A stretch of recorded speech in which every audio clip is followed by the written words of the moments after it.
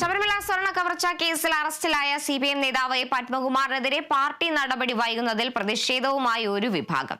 വിഷയം ചർച്ച ചെയ്യാൻ ഇന്ന് പത്തനംതിട്ട ജില്ലാ കമ്മിറ്റി യോഗം ചേരും. ധൃതി പിടിച്ച ഒരു തീരുമാനം വേണ്ടെന്ന നിലപാടിലാണ് സംസ്ഥാന നേതൃത്വം. പത്തനംതിട്ട ജില്ല രൂപീകൃതമായ നാൾ മുതൽ പാർട്ടി ജില്ലാ കമ്മിറ്റി അംഗവും കഴിഞ്ഞ 36 വർഷമായി ജില്ലാ സെക്രട്ടേറിയറ്റ് അംഗവുമായിരുന്നു പത്മകുമാർ. ശബരിമല വിവാദത്തിൽ പത്മകുമാർ അറസ്റ്റിലായതോടെ പാർട്ടിയും വെട്ടിലായി. പിണറായി പക്ഷത്തെ മുതിർന്ന നേതാവാണ് പത്മകുമാർ. VS പക്ഷം പത്തനംതിട്ടയിൽ കൊടികുത്തി വാഴുന്ന സമയത്ത് ഒപ്പം നിന്നതിന്റെ പ്രത്യുപകാരമായിട്ടാണ് പത്മകുമാറിന് ദേവസ്വം ബോർഡ് പ്രസിഡന്റ് സ്ഥാനം നൽകിയത്. സ്ത്രീ പ്രവേശന സമയത്ത് ഭക്തർക്കൊപ്പം എന്ന നിലപാട് സ്വീകരിച്ചതോടെ പത്മകുമാർ മുഖ്യമന്ത്രിയുടെ കണ്ണിലെ കരടായി. എങ്കിലും ഒപ്പം നിർത്തി. സംസ്ഥാന സമ്മേളനത്തിൽ സർക്കാരിനെതിരെ പ്രതികരിച്ചതോടെ പത്മകുമാറിന്റെ ജില്ലാ സെക്രട്ടേറിയറ്റ് സ്ഥാനം തെറിച്ചു.